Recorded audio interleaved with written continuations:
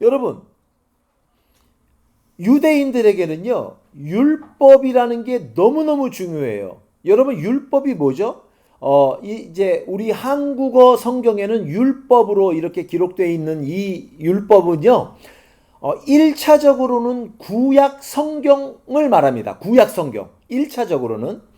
그런데 이게 이제 왜 율법으로 자꾸 이제 이렇게 번역이 되고 그렇게 하냐면 이런 이유에 이제 2차적인 이유가 있는데요. 2차적인 의미가 여러분 구약 성경 중에서 창세기, 출애굽기, 레위기, 민수기, 신명기 이 5권을 모세오경이다 이렇게 말합니다. 그리고 이 모세오경은요 말 그대로 모세가 쓴 책이다 이렇게 이제 되어 있습니다. 이해가 되시죠? 그러니까 구약 성경 전체를 율법이다라고 말했을 때 구약 성경 전체를 말하고요. 그 다음에 그 구약 성경 중에서 모세오경 안에 보면 하나님께서 이것은 하고 이것은 행하지 말고 뭐 그런 하나님의 명령들이 있잖아요. 그렇죠? 그래서 이 유대인들이 그 모세오경 안에서 248개의 긍정적인 명령을 발견해내고요. 365개의 부정적인 명령, 하나님의 명령을 발견하게 됩니다.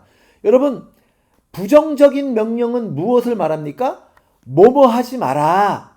이게 부정적인 명령이에요. 그리고 긍정의 명령은 뭐냐면 이건 해라. 뭐뭐는 해라. 이게 긍정의 명령이에요. 그래서 이 두 개를 합쳐보면 총 613개의 율법 조항이 나오는 거예요. 여러분 이해가 되시죠? 그래서요. 예수님이 오셨을 당시에 유대인들은요.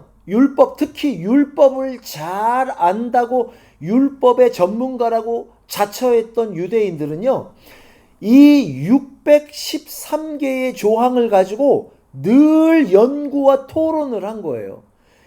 어떤 토론이었냐면 이런 거예요. 예를 들어서 이 613개 율법 중에 어떤 율법이 제일 중요한 율법이지? 어떤 율법이 제일 첫 번째로 와야지?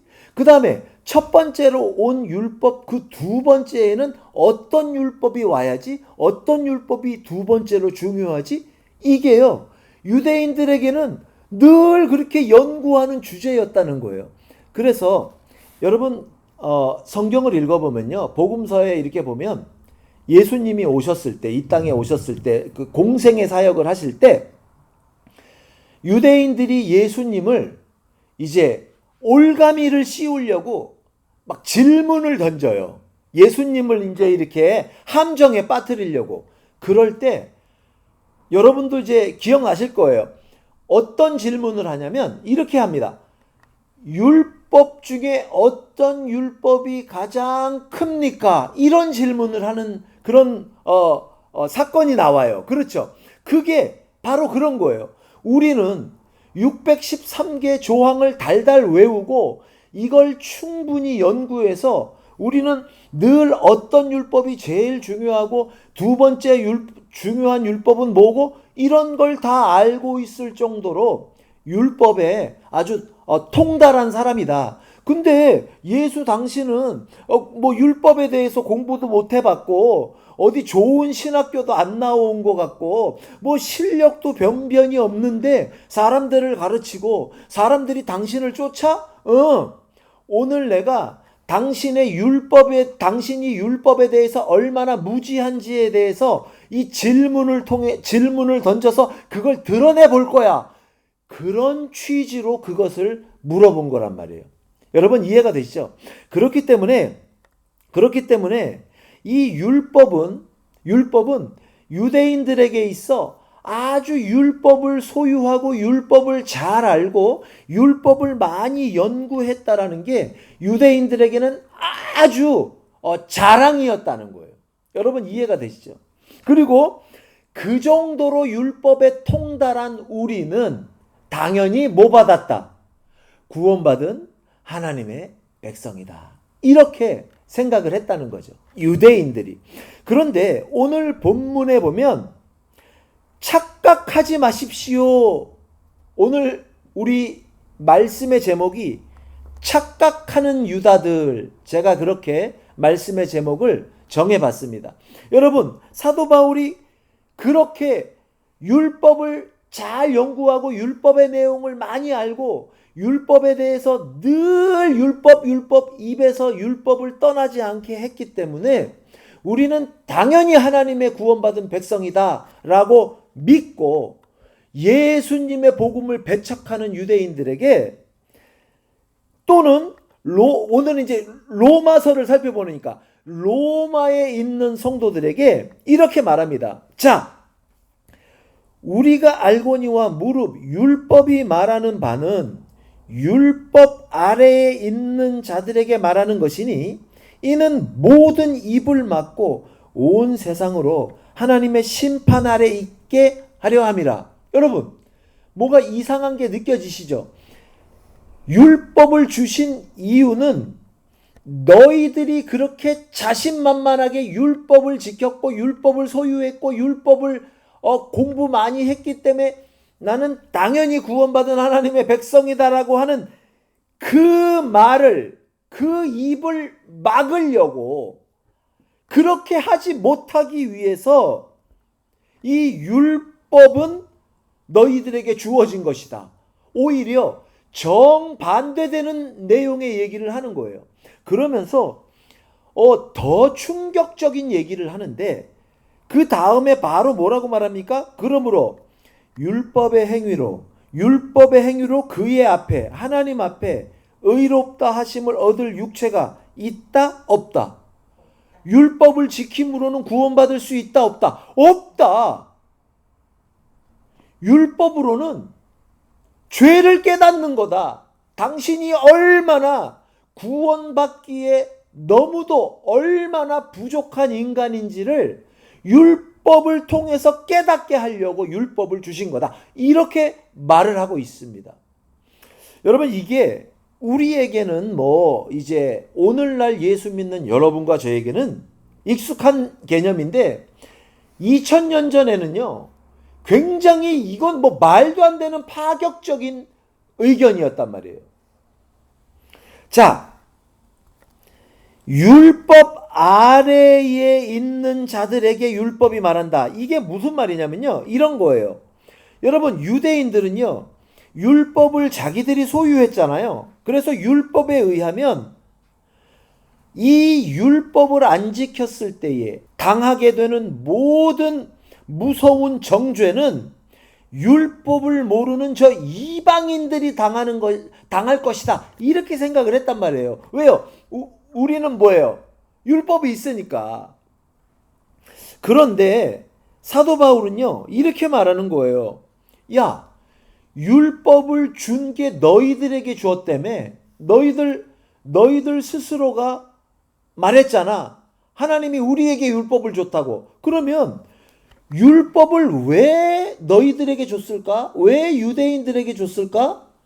너희들이 율법에 대한 율법의 규정에 의해서 정죄받는 게 너희들이기 때문에 너희들에게 준 거야. 이 얘기를 하는 거예요.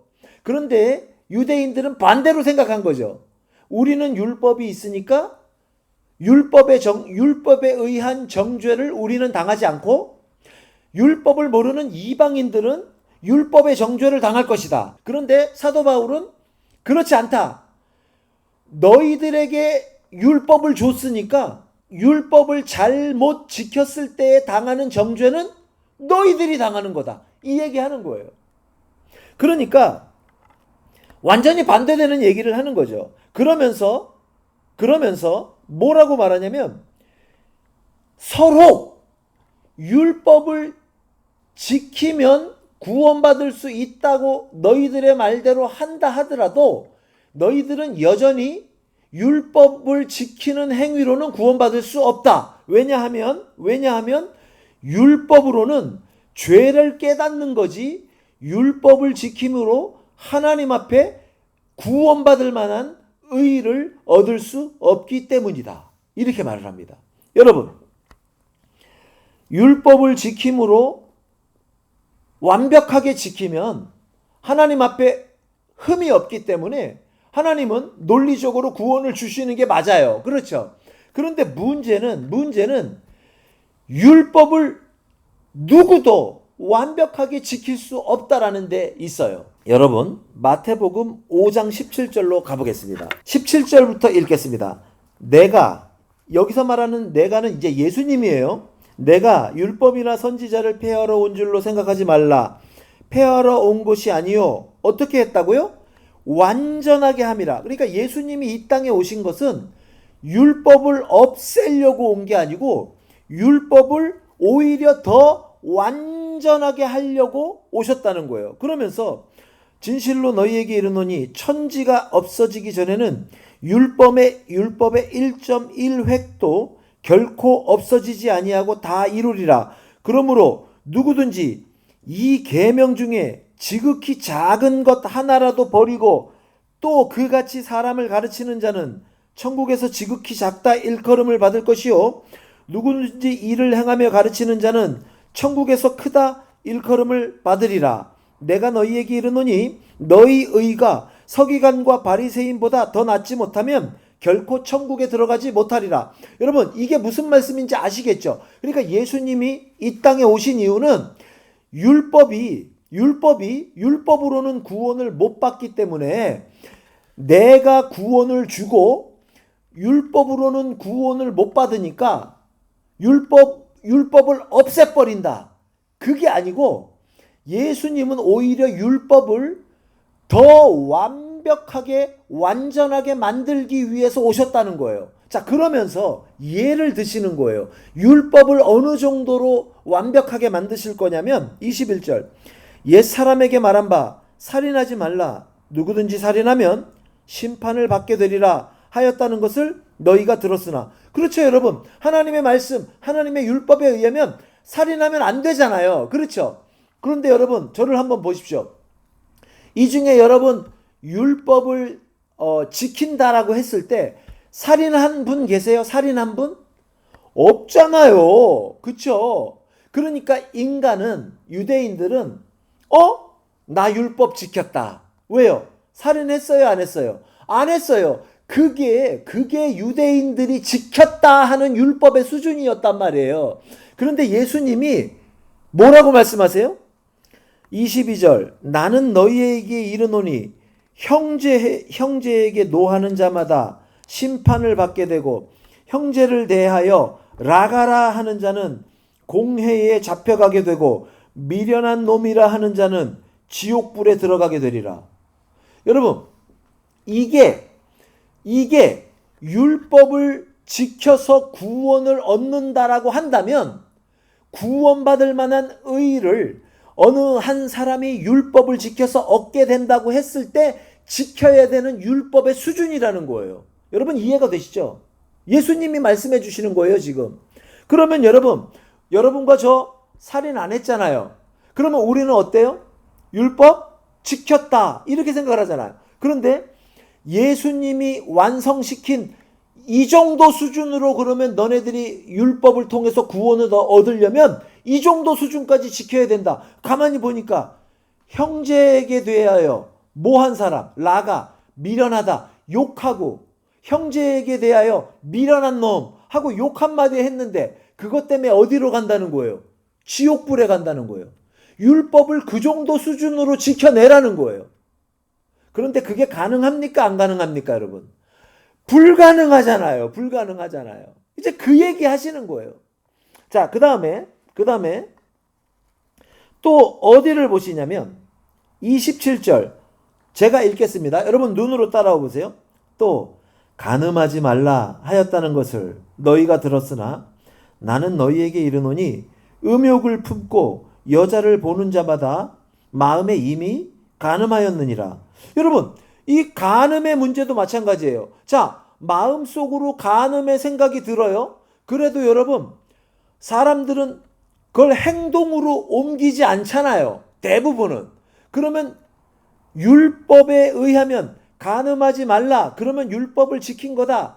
그런데 나는 간음 안 했으니까 유대인들은 그렇죠? 율법을 지킴으로 나는 의를 얻어서 하나님 앞에 바로 설 수 있다라고 믿었던 유대인들은 간음 안 했기 때문에 서로 내 마음 속에는 그런 마음이 있을지언정 내가 행동으로 사건화 시켰어요? 안 시켰어요? 사건화.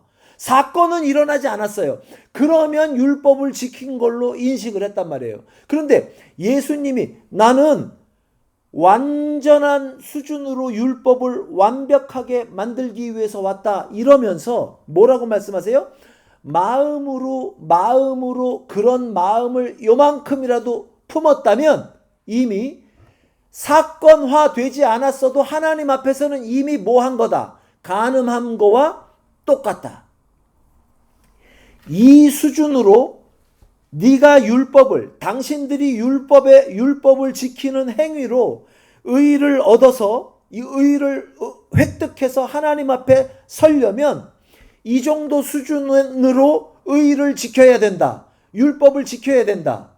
의로워야 된다. 정결해야 된다. 이 말씀이에요. 그런데 인간이 이 정도 수준으로 죽을 때까지 응애하고 태어나면서 죽을 때까지 단 한 번도 여러분 이게 뭐냐면요. 단 한 번도 그러면 안 되는 거예요. 이해가 되시죠? 자, 가능합니까? 안 가능합니까? 불가능하잖아요.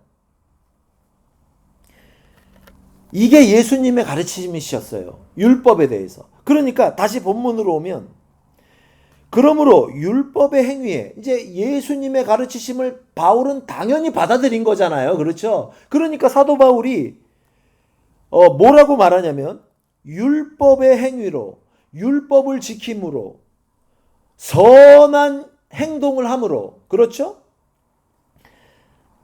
그의 앞에 하나님 앞에 의롭다 하심을 얻을 육체가 있다 없다? 없다. 예수님이 하나님께서 가지고 계신 율법을 지켜야 될 율법을 지킨다라고 했을 때의 그 기준은 이 정도 수준이란 말이에요, 여러분. 그렇죠? 인간 앞에서는 선한 사람이라고 거룩한 사람이라고 칭찬받을 수 있어요. 인간 앞에선. 그러나 하나님 앞에서 그의 앞에서 오늘 본문 20절 그러므로 율법의 행위로 하나님 앞에서 그의 앞에서 의롭다함을 얻을 육체가 있다 없다? 없다. 그러므로 율법으로는 이 정도 수준으로 해야 되는데 율법을 붙들면 붙을수록 나는 율법을 못 지키겠구나. 율법으로는 내가 내 육신의 이 선함으로는 내 노력으로는 절대로 구원받을 수 없구나. 나는 죄인일 수밖에 없구나. 그걸 깨달을 수밖에 없다. 그것이 율법이다. 이 얘기를 하시는 거예요. 우리가요.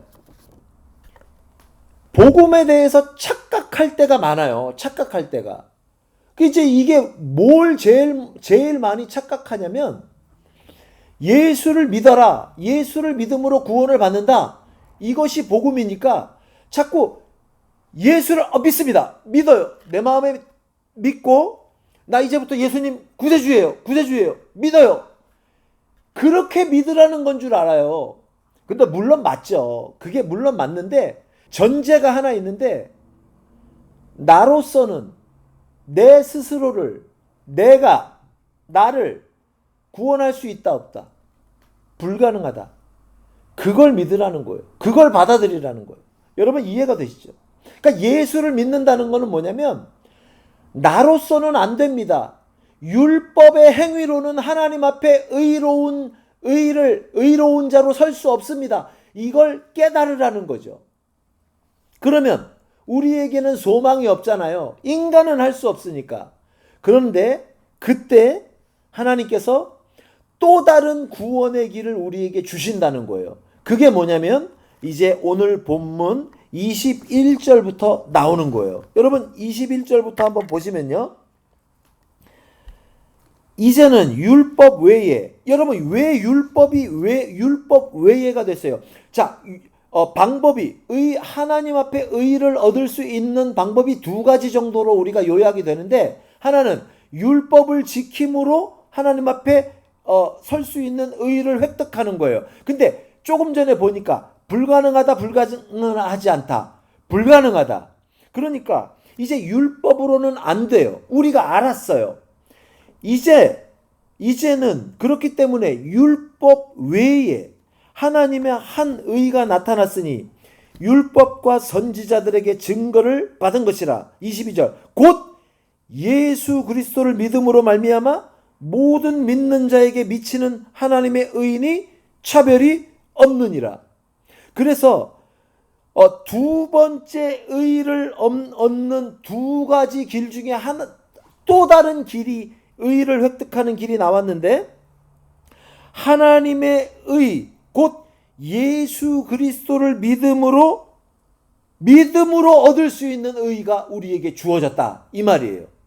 그래서 그 예수를 믿음으로만 우리는 하나님의 의롭다 하심을 받을 수 있고, 우리는 하나님 앞에 설 수 있는 의인의 자격을 얻게 되는 거예요. 여러분 이해가 되시죠? 그러므로 의를 얻을 수 있는 두 가지 길 중에 율법은 불가능하더라. 그런데 사람들은 대부분 어때요? 인간들은 자연 발생적으로, 기본적으로 이 율법 쪽으로 기운단 말이에요. 대다수 유대인들과 대다수의 인간들은 자연스럽게 인간이 열심히 노력함으로 무언가를 얻어서 하나님 앞에 설 수 있는 그 율법의 길로 자연스럽게 이렇게 기우는 경향이 있단 말이에요. 이게 죄성인데, 인간의 한계죠. 그런데 하나님은 그걸로는 안 돼. 그래서 하나님이 만들어주신 의를 얻는 방법을 여러분과 저에게 주셨는데, 그게 예수 그리스도를 믿을 때 얻는 의다.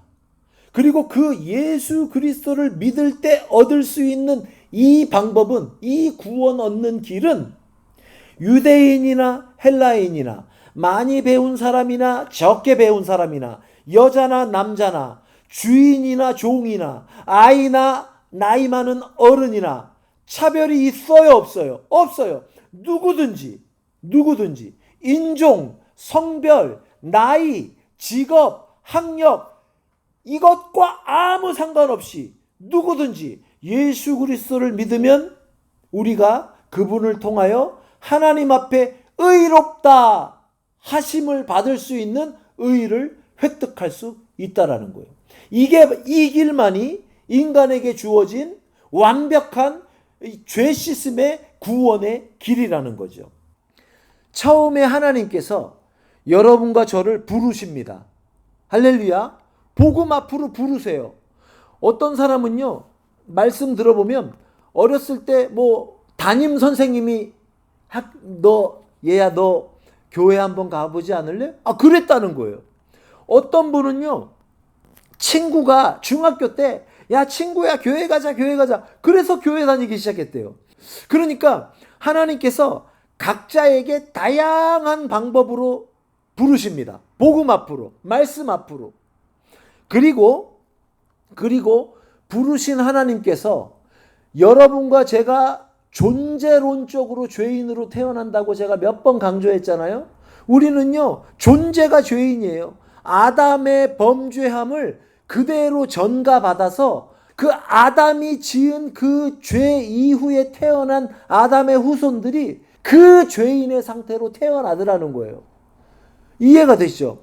그래서 이 존재론적으로 죄인으로, 영혼이 하나님을 떠난 죽어있는 죄인으로 태어나다 보니까 하나님을 발견할 수가 없는 거예요. 하나님의 말씀을 들어도요, 내가 믿어야겠다는 마음이 생기지 않았다는 거예요. 그런데요, 성령님이 부르시고요, 하나님의 말씀 앞으로 부르시고요, 각자의 삶에서 다양한 방법으로 복음으로 부르신 이후에 성령님께서 하나님의 무한한 사랑과 무한하신 은혜로, 조건 없는 은혜로, 조건 없는 사랑으로 여러분과 저를 무조건적으로 사랑하는 그 영원한 하나님의 사랑으로 여러분과 저의 영혼을 살려주신 거예요. 할렐루야. 이걸 뭐라 그래요? 중생이다, 이렇게 말했잖아요. 어렵지 않죠? 다시 태어났다. 중생이다. 그래서 영혼을 살려주시니까 이제 뭐가 들려요? 뭐가 보여요? 예수님의 복음이 보이고 예수님의 복음의 말씀이 이제 내 귀에 꽂히기 시작하는 거예요. 저도 20살 때 믿는 가정에서 태어났지만 이 20대 때 20살 때 늘상 드리는 예배였어요. 어렸을 때부터 수없이 드리던 주일 예배였는데 그날따라 목사님께서 선포하는 말씀이 완전히 새롭게 들리는 거예요. 그러면서 정말 물리적으로 가슴에 막 비수가 꽂히는 것처럼 말씀이 그냥 퍽퍽 꽂히는 경험을 했어요. 여러분, 왜 그래요? 그 전까지는요, 그 비슷한 말씀을 수도 없이 들었단 말이에요. 어려서부터. 그런데 그날따라요, 우와, 이게 다르게 드디어 깨달아지기 시작하면서 너무 은혜가 되면서 눈물이 흐르면서 여러분, 그런 경험을 했기 때문에 구원받았다. 그런 경험을 여러분들도 반드시 하십시오. 그런 얘기는 아닌데, 그러나 여러분들 한 사람 한 사람 각자에게 맞는 방법으로 하나님이 말씀을 들려주신단 말이에요. 하나님을 보여주시고 예수님을 깨닫게 해주신단 말이에요. 구원자가 드디어 보이기 시작하는 거예요. 여러분, 그러니까 어때요? 믿게 되는 거예요. 그런데 우리는 가끔씩 착각하죠. 예수 믿으라 그래서 예, 오늘부터 믿겠습니다. 믿어서 내가 구원받았다. 그게 아니고요. 내가 믿게 된 것조차 하나님이 은혜로 내 죽어있는 영혼을 중생의 은혜로 살려주셨기 때문에 예수 그리스도가 깨달아지고 만나지게 되고 느껴지게 되더라는 거예요. 말씀이 깨달아지게 되더라는 거예요. 하나님의 말씀이 은혜가 되기 시작하는 거예요. 그래서 예수를 믿었더니 예수를 믿는 그 고백을 하나님께서 나를 의인으로 칭해 주시는 그 유일한, 하나님이 나를 그래 내 앞에 설 수 있는 의의를 너도 가졌구나 라고 인정해 주시는 유일한 근거인 예수 그리스도의 의의를 소유할 수 있게 된 거예요. 그 믿음을 보시고 예수님을 보시고 예수 그리스도를 믿는 믿음을 보시고 여러분과 저를 의롭다 칭해 주신 거예요. 그래서 그 의로운 자들을 하나님께서 내 자녀다 라고 삼아 주신 거예요. 여러분, 이것이 바로 오늘 본문 21절에 나타난 이제는 율법 외에 하나님의 한 의가 나타났으니 율법과 선지자들에게 증거를 받은 것이라 곧 예수 그리스도를 믿음으로 말미암아 모든 자에게 미치는 하나님의 의인이 차별이 없다라는 바로 이 하나님의 의, 예수 그리스도를 소유하게 된 과정이라는 것이죠. 자, 여러분, 한 가지 묻겠습니다. 지난 몇 주간 또 오늘 예배를 시작해서 우리 말씀을 나눈 동안에 인간의 업적에 대한 얘기가 나왔습니까? 안 나왔습니까? 인간의 복음을 얘기할 때 인간의 업적에 대한 얘기가 나와요? 안 나와요? 안 나오잖아요. 그래서요. 오직 구원은 하나님께서 우리 주 예수 그리스도를 통하여 여러분과 저에게 주시는 하나님의 은혜의 선물이라는 거예요. 우리가 열심히 노력해서 이루어낸 것이 아니라는 거예요.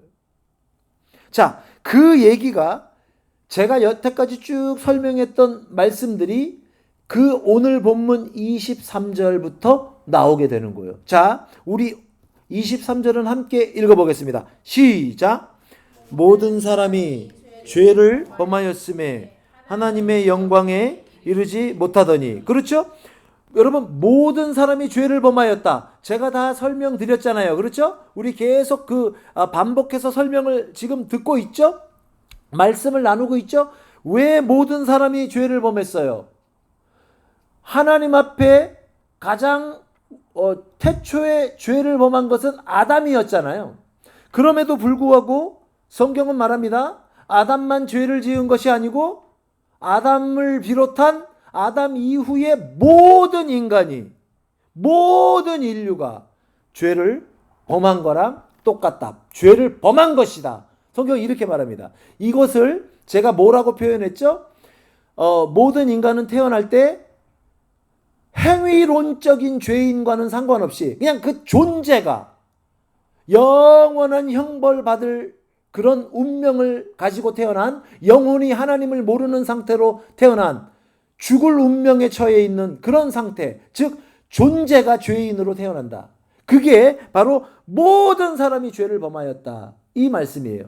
설명을 드렸고 함께 나눴고, 그래서 결국 그 결과로 하나님의 영광에 이르지 못한다. 여러분, 하나님의 영광에 이르지 못한다라는 게 구원받지 못한다라는 거예요.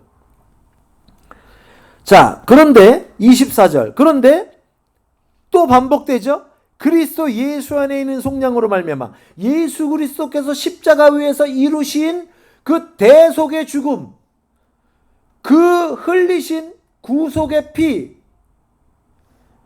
그 속량, 우리의 죄를 대신하여 죽으신, 대신하여 피를 흘리신 예수님의 그 속량의 피, 대속의 피로 말미암아 뭐로?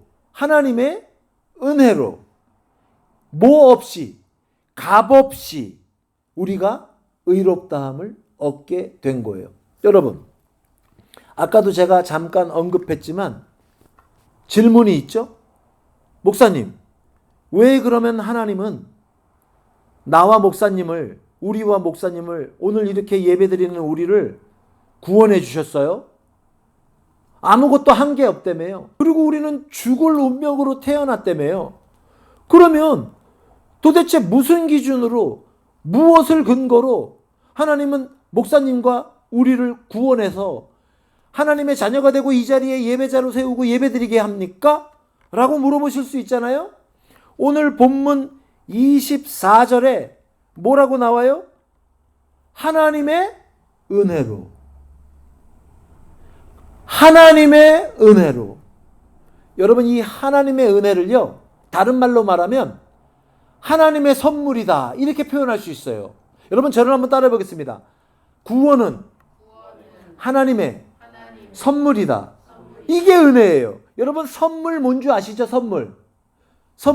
선물은요, 내게 아니에요. 그렇죠? 내게 아니야. 그런데 어느 날 어떤 사람이 오더니, 야, 내가 너한테 이거 선물로 주는 거예요 하고 주는 거예요. 그러면 우리는 어때요? 그러니까 받는 거예요. 그래요, 안 그래요? 여러분과 제가 이뻐서 준 게 아니고요, 구원 얻을 만한 어떤 근거가 되는 행동을 했기 때문에 준 게 아니고요, 여러분과 제가 공부 많이 했기 때문에 준 게 아니고요, 돈이 많거나 다른 사람들보다 더 착하기 때문에 준 게 아니고요, 아무 조건 없이 오직 하나님의 은혜로 무조건으로, 무조건적으로 여러분과 저를 택해서 그 구원을 선물로 주신 줄 믿습니다. 이게 우리가 하나님 앞에 감사하는, 영원히 하나님의 이름을 찬양하는 이유예요. 여러분, 저는요, 목사 된 이후에 지금 20년 넘게 사역을 하고 있는데요, 아직도 모르겠어요. 아직도 왜 하나님이 이 귀하고 이 좋은 구원을 저에게 주셨는지. 그런데 제 머리로는 잘 이해가 안 되지만 성경은 계속해서 말하고 있더라고요. 하나님의 은혜다. 하나님의 선물이다. 하나님의 사랑 때문이다. 그래서요, 그냥 감사하는 거예요. 내가 어떤 그것을 얻기 위해서 내 어떤 값을 지불한 게 아니고요, 그 귀한 구원을 얻기 위해서 치러야 될 모든 값을 예수님이 십자가 위에서 하나님께 다 지불하셨다는 거예요. 우리가 받아야 될 모든 진노를 예수님이 다 받으셨다는 거예요. 어떤 목사님이 이렇게 표현하시더라고요. 이 미국에 후버댐이라고 있대요. 후버댐. 어마어마한 댐이에요. 물이 막 얼마나 많이, 후보댐 가면 뭐 그 위용에 우리가 압도당할. 근데 그 앞에 우리가 여러분과 제가 딱 서 있다고 칩시다. 그리고 조금 있다가 후보댐이 팍 터졌어요. 여러분 그러면 그 인간은 후보댐 앞에 서 있는 인간은 후보댐이 터지면 살 수 있어요, 없어요? 없죠. 그런데 갑자기 엄청난 물이 하나님의 진노의 물이 죄인인 여러분과 저 앞으로 막 죽일 듯이 막 달려오는데 우리 앞에 땅이 확 열리더니 그 모든 후보댐의 물을 우리 앞에 뚫린 그 구멍에서 다 땅 속으로 다 그 물을 받아들이더라는 거예요. 여러분 그렇게 표현하시더라고요. 원래는 그 하나님의 진노를 죄인에게 쏟아지는 그 진노를 우리가 여러분 각자가 받아서 우리가 그 죄값을 치료해야 되기 때문에 영원한 형벌에 떨어져야 되는 그 형벌을 예수님이 대신 받으시고 그 값을 치르시고 우리에게는 생명을 주셨다는 거예요. 여러분 이것이 바로 성경에서 말하는 복음이라는 거예요. 자, 오늘 준비한 말씀을 모두 마쳤습니다. 여러분 어때요? 우리가 복음을 살펴보면 살펴볼수록 야, 우리가 구원받은 게 이게 놀라운 얘기구나. 이게 우리가 하나님의 은혜로 구원받았다라는 게 진짜 기적 중의 기적이구나. 우리가 어떻게 우리 같은 죄인이 어떻게 하나님의 은혜로 어떻게 선택함을 받아서 하나님의 자녀가 됐지? 어떻게 영원한 형벌을 피하게 됐지?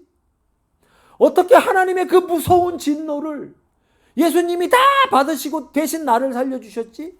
여러분 이런 것을 생각하면 생각할수록 너무너무 감사받기는 입에 안 나와요. 여러분 이 귀한 복음을 주신 하나님을 영원히 찬양하며 일생 동안 찬양하며 그 하나님을 예배하며 경배하며 이 땅에서의 삶을 예배자로 계속해서 살아나가시는 여러분과 제가 되기를 주님의 이름으로 축원합니다.